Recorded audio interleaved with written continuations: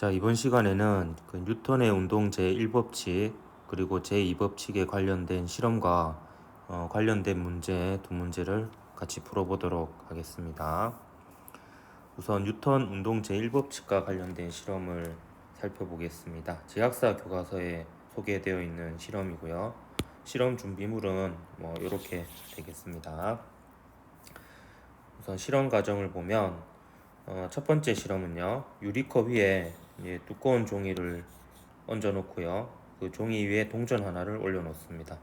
그 다음에 이제 종이를 천천히 한번 잡아당겨 보고, 그 다음에 종이를 손으로 튕기거나 혹은 재빨리 잡아당겨서 이 동전이 어떻게 되는지를 살펴보는 실험이 되겠습니다. 그 실험 결과를 보면요, 다라에서는 각각 어떻게 되는지, 동정의 움직임에 어떤 법칙과 관련이 있는지 한번 살펴보면, 종이를 천천히 잡아당기면 동전도 종이에 끌려옵니다. 왜냐하면 그 종이하고 동전 사이에 마찰력이 작용을 해서 동전을 종이가 움직이는 방향으로 끌어당기게 되죠. 하지만 재빨리 잡아당기면 동전과 종이가 분리되면서 동전이 유리컵 속으로 떨어집니다.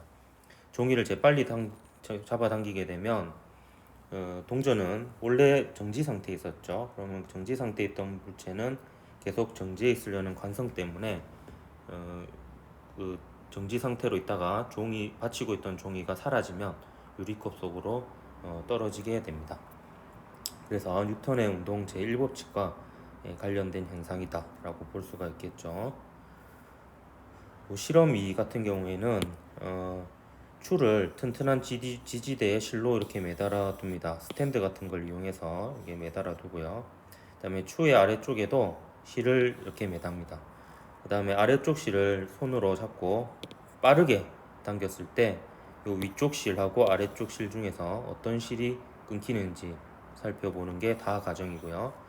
그 다음에는 이번에는 똑같은 상태, 나 상태에서 아래쪽 실을 잡고 실이 끊어질 때까지 천천히 잡아당겼을 때 위쪽 실과 아래쪽 실 중에서 어느 실이 끊어지는지를 살펴보는 실험이 되겠습니다.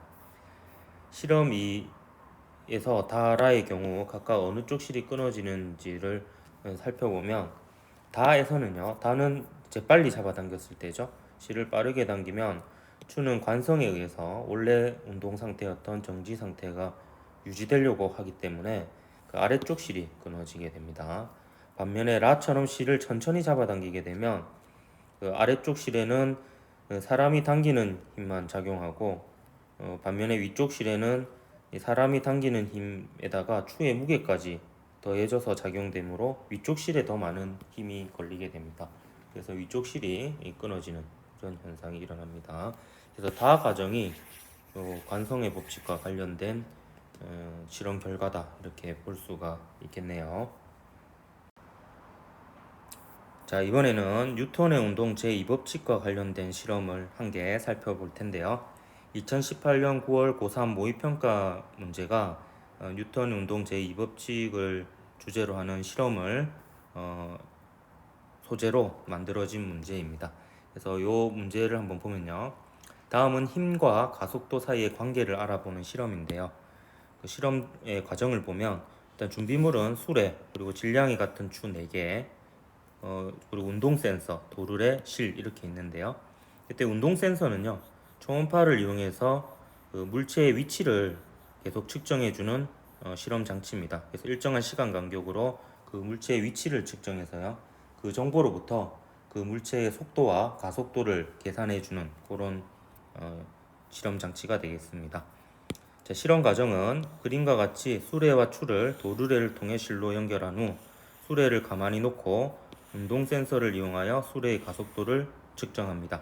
따라서 이 운동 센서가 이 수레와 이제 센서가의 거리를 측정을 해서 이제 일정한 시간 간격으로 수레의 위치를 측정해 줍니다. 그럼 우리가 그 지난 시간에 그 등가속도 직선 운동할 때 그 시간에 따른 위치 정보로부터 속도와 가속도를 구하는 과정을 해본 적이 있을 겁니다. 따라서 그 과정을 그대로 하면 이 녀석의 이제 가속도를 계산할 수 있기 때문에 수레의 가속도를 측정한다 이렇게 표현을 하고 있는 거고요. 표와 같이 추의 위치를 바꾸어가며 과정 가를 반복합니다. 이때 이제 실험 1에서 4에서 수레의 가속도를 나타낸 그래프로 가장 적절한 것은 했는데요. 이 자료를 한번 잘 보면 요 실에 매달린 추의 수하고 수레 위의 추의 개수를 더하면 모두 똑같은 값이라는 것을 알 수 있습니다. 전부 총 추의 개수는 4개가 되죠. 따라서 요 1, 2, 3, 4 실험 모두 요 추하고 수레하고 수레 위에 있는 추 그리고 여기에 연결되어 있는 추의 개수를 다 더하면 총 질량은 변함이 없는 그런 상태라고 볼 수 있겠습니다. 그래서 지난 시간에 우리가 뉴턴의 운동 제2법칙 연습을 했는데 이 경우에는 요 수레하고 그리고 요 추를 요 수레 위에 있는 추까지 모두 하나의 덩어리로 보고 문제를 풀 수 있는 그런 상태이고요. 이때 수레의 질량을 라지 m 그리고 추 한 개의 질량을 스몰 m이라고 하면 뉴턴의 운동 방정식을 이렇게 세울 수 있습니다. 전체 질량은 수레의 질량에다가 추 4개의 질량, 요게 이제 전체 질량이 되겠고요. 그리고 요거 곱하기 가속도는 F 이렇게 되겠는데 이때 이제 요 값은 일정하고요. 요 값이 계속 바뀌게 됩니다. 요 값이 추가 한 개 연결되었을 때는 mg고요. 추가 2개 연결되어 있을 때는 emg. 그러면 추가 2개 연결되어 있을 때, 추가 한 개 연결되어 있을 때는 수레 위에는 3개가 얹어져 있고요. 추가 도르래 밑에 2개 연결되어 있을 때는 수레 위에는 또 추가 2개가 있겠죠.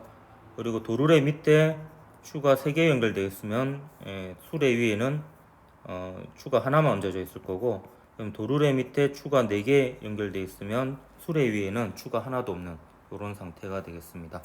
근데 이렇게 1, 2, 3, 4 하는 과정에서요. 그러니까 여기서 보면 실에 매달린 추의 개수가 1개, 2개, 3개, 4개 이렇게 되니까 여기에서는 보면 여기 이제 실험 1, 여기 실험 2, 실험 3, 실험 4가 되겠죠. 그러면 요 실험 1, 2, 3, 4의 결과를 가속도를 보면요. 질량은 변함이 없습니다.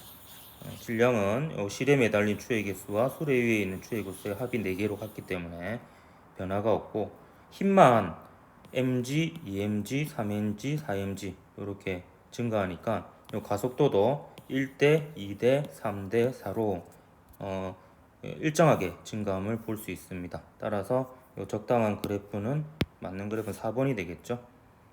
이게 이제 mg일 때, 2mg일 때, 3mg일 때, 4mg일 때 그 힘에 비례해서 가속도의 크기가 증가하니까 이렇게 일정하게 비례하는 이런 그래프가 나타나게 됩니다. 그리고 뉴턴의 운동 제2법칙과 관련된 실험은 이 실험에서 좀 조건을 달리해서 이렇게 해보는 방법도 있습니다. 이 실험 자체는 결국에 그 가속도가 힘에 비례한다라는 것을 알려주는 실험이고요. 그리고 이제 가속도는 질량에 반비례한다라는 것을 보여주는 실험을 설계할 수도 있습니다. 그 경우에는 이 시대에 매달린 추의 개수는 일정하게 해주고요. 그러면 그거는 이제 제가 다른 색깔로 한번 표현을 해볼까요? 초록색으로 한번 표현을 해보겠습니다. 그럼 실에 매달린 추의 개수는 이렇게 동일하게 해주고 수레 위에 추의 개수를 뭐 하나도 안 얹었을 때 하고 한 개 얹었을 때, 2개 얹었을 때, 그리고 3개 얹었을 때 이렇게 실험을 설계를 해 볼 수도 있습니다. 그러면 이제 이 전체에 작용하는 힘은 mg로 일정할 거고 요 전체 질량은 점점 증가하는 이런 형태가 될 거고요. 그러면 이제 질량이 증가할수록 이 가속도는 작아지는 이런 형태의 결과가 나오겠습니다. 그래서 가속도가 질량에 반비례한다는 결과를 볼 수 있는 실험을 설계해 볼 수도 있는데요. 그런 경우에는 대략 3번과 같은 형태, 질량이 클수록 가속도가 작은 가속도가 질량에 반비례하는 그런 결과를 얻을 수 있을 겁니다. 반면에 지금 교과서에도 유사한 실험이 소개되고 있는데요. 근데 이 실험은 좀 설계가 좀 잘못되어 있는 부분이 있어서 조금 언급을 하고 가겠습니다. 쭉 읽어보면 우리가 방금 전에 봤던 실험과 결국 유사한 실험인데요. 근데 여기에 보면 역학수레의 질량은 그대로 두고 추의 질량을 2배, 3배 증가해 가며 요 실험을 하고 있는데요. 그럼 이 경우는 보면 요 녀석의 질량을 증가시키고 있어요. 근데 이 실험 설계는 잘못된 점이 무엇이냐면 이렇게 되면 이 물체에 작용하는 알짜임도 증가하는데 질량도 변화가 일어납니다. 그러니까 요 부분의 추가 증가하니까 전체 질량이 증가하죠. 그러니까 전체 질량도 증가하고 힘도 증가하니까 좀 실험이 잘못된 설계고요. 아까 문제에서 봤듯이 여기에 달려있는 추의 개수하고 요 수레 위에 얹어져 있는 추의 개수의 합은 일정하게 해주고 이제 그러니까 이게 한 개, 세 개, 혹은 두 개, 두 개, 세 개, 한 개, 그리고 네 개, 0개 뭐 이런 식으로 설계를 해서 질량을 일정하게 해주든지 아니면 여기에 달려있는 추의 개수를 일정하게 하고 요 수레 위에 추의 개수를 올리지 않았다가 한 개 올렸다가 두 개 올렸다가 세 개 올렸다가 해서 힘을 일정하게 하고 질량을 달리 해주는 이런 방식으로 해야 되는데 요 실험은 좀 설계가 잘못되어서 힘도 바뀌고 요 전체 질량도 바뀌게 해서 좀 잘못된 방식이고요. 요거보다는 이제 요 실험을 좀 참고해서 보면 되겠습니다. 그래서 이 두 실험의 결과로 이제 요 실험의 결과는 이제 가속도가 힘에 비례한다는 결과를 얻을 수가 있고요. 그리고 아까 제가 얘기했던 실에 매달린 추의 개수는 그대로 하고 수레 위의 추의 개수를 달리하면 이제 질량과 가속도의 관계를 알 수 있고요. 그 질량과 가속도의 관계는 이게 반비례 관계에 있다라는 것으로부터 이 두 개의 결과로부터 이제 가속도는 힘의 알짜힘에 비례하고 전체 질량에 반비례한다는 결과를 얻을 수가 있습니다. 그래서 뉴턴의 제2법칙은 실험을 통해서 증명을 할 수 있는 그런 법칙이기도 하다는 것을 얘기할 수가 있겠습니다. 자, 그러면 뉴턴의 운동 제2법칙과 관련된 문제 두 개를 한번 같이 풀어보도록 하겠습니다. 2020년 6월 고3 모의평가 8번 문제인데요. 우선 문제부터 읽어볼게요. 그림 가하나는 물체 ABC가 수평 방향으로 24N의 힘을 받아 등가속도 직선 운동하는 모습을 나타낸 것입니다. ABC는 각 질량은 각각 4kg, 6kg, 2kg이고요. 가와 나에서 A가 B에 작용하는 힘의 크기는 각각 F1과 F2입니다. 이때 F1과 F2의 B를 구하라고 했는데요. 일단 A가 B에 작용하는 힘을 여기다가 한번 표시를 해보도록 할게요. 그럼 이 경우에는 이제 A가 B에 작용하는 힘이니까 이렇게 한번 표현을 해보도록 하겠습니다. 그 다음 여기는 또 A가 B에 작용하는 힘이니까 뭐 마찬가지로 이렇게 방향이 되겠고요. 이거 항상 서로 닿아 있는 면에서 서로 수직으로 미는 수직 항력의 경우에는 서로가 서로를 미는 방향이 그 힘의 방향이기 때문에 A가 B에 작용하는 힘은 이 방향이 되겠고요. B가 A에 작용하는 힘의 방향은 이 방향이 되겠습니다. 따라서 이게 뭐 F2가 되겠죠. 그래서 이 둘의 B를 구하는 문제가 되겠습니다. 근데 이 문제는 어떻게 구할 수 있냐면 요 F1이 어떤 물체에 작용하는 합력인지를 한번 생각해 보면 좀 간단하게 풀리는데요. F1, 이 F1 같은 경우에는 B하고 C를 하나로 묶으면 요 B와 C의 B와 C를 하나의 덩어리로 봤을 때 요 덩어리에 작용하는 알짜임이라고 볼 수 있습니다.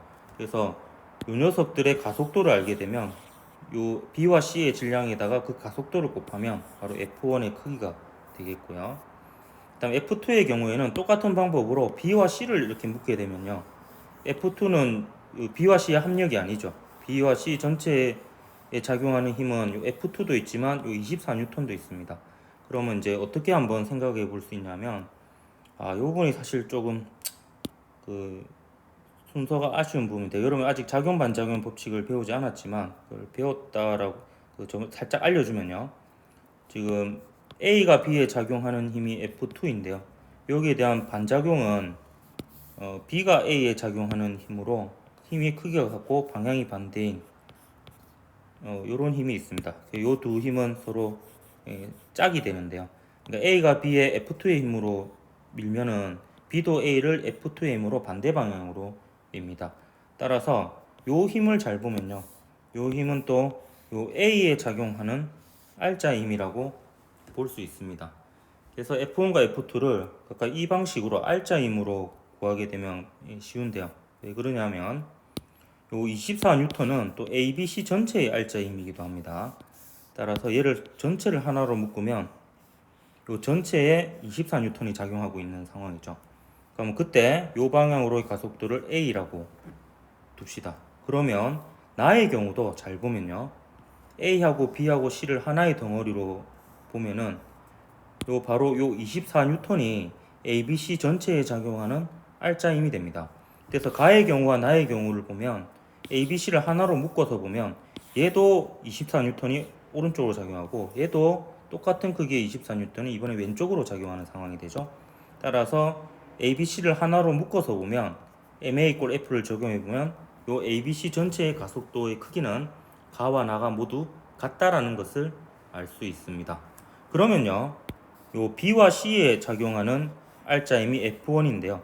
그럼 요 F1은 B와 C 전체의 질량 8kg에다가 바로 가속도 A를 곱해주면 되는 거고요. 이렇게 표시해 볼까요? 그 반면에 나에서 F2는 요 A에 작용하는 R자 힘이 됩니다. 그다음에 A에 작용하는 R자 힘은 A의 질량에다가 4kg이죠. A의 가속도이자 B의 가속도이자 C의 가속도이자 ABC 전체의 가속도이기도 한 A를 곱한 게 됩니다. 따라서 F1 대 F2는 결국에 8A 대 4A가 된다라고 볼 수 있죠. 그래서 답은 2 대 1, 5번이 답이 되겠습니다. 자, 그럼 마지막으로 2020년 6월 고3 모의평가 18번 문제 같이 풀어보도록 할게요. 그림 가와 같이 물체 A, B의 크기가 각각 F, 4F인 힘이 수평 방향으로 작용합니다. 실로 연결된 A, B는 함께 등가속도 직선 운동을 하다가 실이 끊어진 후 각각 등가속도 직선 운동을 또 합니다. 그림 나는 B의 속력이 되겠습니다. B의 속력을 시간에 따라 나타낸 것이고요. A의 질량은 1kg으로 나와 있습니다. 이에 대한 설명으로 옳은 것을 모두 골라라 했는데요. 자, 여기서 보면 B의 속력을 시간에 따라 나타나고 있기 때문에 이 기울기가 각각 B의 가속도인 것을 알 수가 있습니다. 일단 물어보는 거 한번 볼고요. 일단 실의 질량과 모든 마찰은 무시하고 있네요. 자, B의 질량을 물어보고 있는데요. 이 B의 질량을 M이라고 두겠습니다. B의 질량을 M이라고 두고요.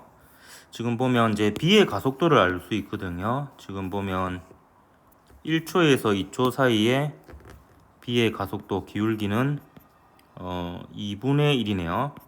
그리고 2초에서 4초 사이의 기울기 B의 가속도는 2분의 2니까 1m/s 제곱인 것을 알 수 있습니다. 저는 그걸 이용해서 그럼 제2법칙을 이용해서 한번 질량 M을 구해 보도록 하겠습니다. 즉 가속도에 대한 정보가 있고요. 그 다음에 그 MA = F에는 질량이 주어져 있고요. 그 다음에 F에 대한 힘에 대한 정보가 있으니까 그걸로부터 제2법칙을 쓸 건데 이 끊어지기 전과 끊어진 후 뉴턴의 운동 제2법칙을 쓸 건데 최소한 우리 B가 포함된 것을 적용을 해야 되는데 우리가 B에 대한 가속도를 알고 있기 때문에요. 근데 지금 끊어지기 전에는 어차피 AB가 똑같은 운동을 하기 때문에 AB를 하나로 묶어서 생각을 할 수 있습니다. 그럼 AB를 한 덩어리로 보고 뉴턴의 운동 제2법칙을 쓰면요. 오른쪽을 플러스로 두겠습니다. 그럼 전체 질량은 1 더하기 M이 되겠죠. A의 질량 더하기 B의 질량이 되겠고요. 이때 가속도는 그 속력 시간 그래프를 통해서 2분의 1인 것을 구했고요. 오른쪽으로 4F, 왼쪽으로 F. 그래서 플러스 4F, 마이너스 F 이렇게 더해지면 요 AB 전체에 작용하는 합력이 되겠습니다. 요 끊어진 후에는요. 지금 A에 대한 정보는 없고요. B에 대한 정보는 이 그래프에서 기울기가 1이라는 것부터 이 녀석의 가속도가 1이라는 걸 알 수 있습니다. 그리고 B는 질량 M이고 합력은 4F죠. 따라서 B에 대해서 MA 꼴 F, 뉴턴의 제2법칙을 써보면 B의 질량 곱하기 가속도는 B에 작용하는 힘 4F 이렇게 되겠습니다.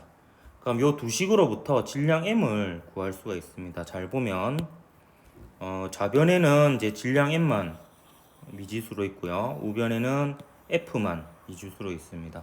이런 경우에는 그 연립방정식 풀 때 하나의 팁인데요. 방법은 좌변은 좌변끼리 나누고요. 우변은 우변끼리 나누면 요 F가 날아갑니다. 그럼 질량 M만 남겠죠. 그래서 이 식을 구해 볼 수 있는데요. 그럼 한번 해볼까요? 좌변끼리 나누면 1 더하기 M 곱하기 2분의 1 나누기 M이 되겠죠. 요거는 우변은 3F 나누기 4F가 됩니다. 그러면 요 F는 날라가고요. 요거는 날리고 요 앞에다가 2라고 한번 적어볼까요? 그럼 요거 계산하면 계산해볼까요? 1 더하기 M 곱하기 4는 요렇게 곱한 거죠. 그럼 요렇게 곱한 거하고 같겠죠? 이거는 6M이 되겠네요. 그럼 요거는 4는 4M을 오른쪽으로 넘기면 2M이 되겠네요. 따라서 M은 2kg이 되겠습니다. 그래서 B의 질량이 일단 2kg이라는 것을 구했고요. 그리고 더불어서 요 식이나 혹은 요 식에 질량 M 대신에 2를 집어넣으면요. 요게 더 간단하겠네요. 그러니까 여기서 구한 2를 여기다 집어넣으면요. 요 식으로부터 F는 또 2분의 1 뉴턴이라는 것을 또 알 수 있습니다. 요거는 또 그 니은에서 물어보는 질문을 구할 때 알 수가 있는 필요한 내용인데요. 일단 기억은 틀렸죠. 이건 2kg이 됩니다. 니은 보면 3초일 때 A의 속력을 물어보고 있는데요. 그럼 3초일 때는 실이 끊어진 이유니까요. 2초 이후에 A에 대해서 운동방정식을 먼저 세워봐야 될 것 같네요. 그럼 여기다가 바로 세워볼까요? 지금 오른쪽을 플러스로 두고 한번 보도록 하겠습니다. 그러면 A 같은 경우에는 질량이 1kg이고요. 그리고 A 가속도를 A라고 하면 여기에 작용하는 힘이 마이너스 F가 됩니다. 근데 이 F는 좀 전에 2분의 1 뉴턴이라는 걸 알았죠. 따라서 얘는 마이너스 2분의 1이 되고요. 따라서 이 2초 후에 이 A의 가속도는 마이너스 2분의 1 미터 퍼 세크 제곱이라는 것을 알 수가 있습니다. 그러면 자 보십시오. 이게 잘 해석을 해야 되는데요. 지금 우리가 알고 싶은 3초일 때인데요. 3초일 때 A의 속도입니다. 근데 2초까지는 A, B가 같이 움직였어요. 그럼 2초일 때 A의 속도이자 B의 속도는 2m per s 제곱입니다. 이거를 V0로 둘게요. V0는 오른쪽으로 2m per s입니다. 그럼 이 순간으로부터 A는 그 3초일 때 A의 속도는요. 이 순간 2초일 때로부터 1초가 지난 이유입니다. 그러면 등가속도 운동 공식 V는 V0 플러스 AT를 써보면요. 3초일 때 A의 속도는요. 2초일 때 속도를 V0로 뒀죠. 더하기 가속도는 마이너스 2분의 1이고요. 여기서 시간을 잘 넣어야 됩니다. 지금 요거를 2초일 때 속도를 집어넣었어요. 그리고 우리가 관심 있는 거는 3초일 때 속도죠. 그럼 이 2초일 때 속도 2초일 때에 비해서 1초가 지났을 때이기 때문에 얘를 초기 속도로 잡았기 때문에 이때 곱해야 될 시간은 1초가 되겠습니다. 그렇죠? 방금 한 말 이해가 되겠습니까? 지금 저 2초인 순간을 새로운 초기 순간으로 잡은 거예요. 그래서 2초인 순간을 새로운 초기인 순간을 잡았고요. 그때 A의 속도이자 B의 속도가 오른쪽으로 2m/s였죠.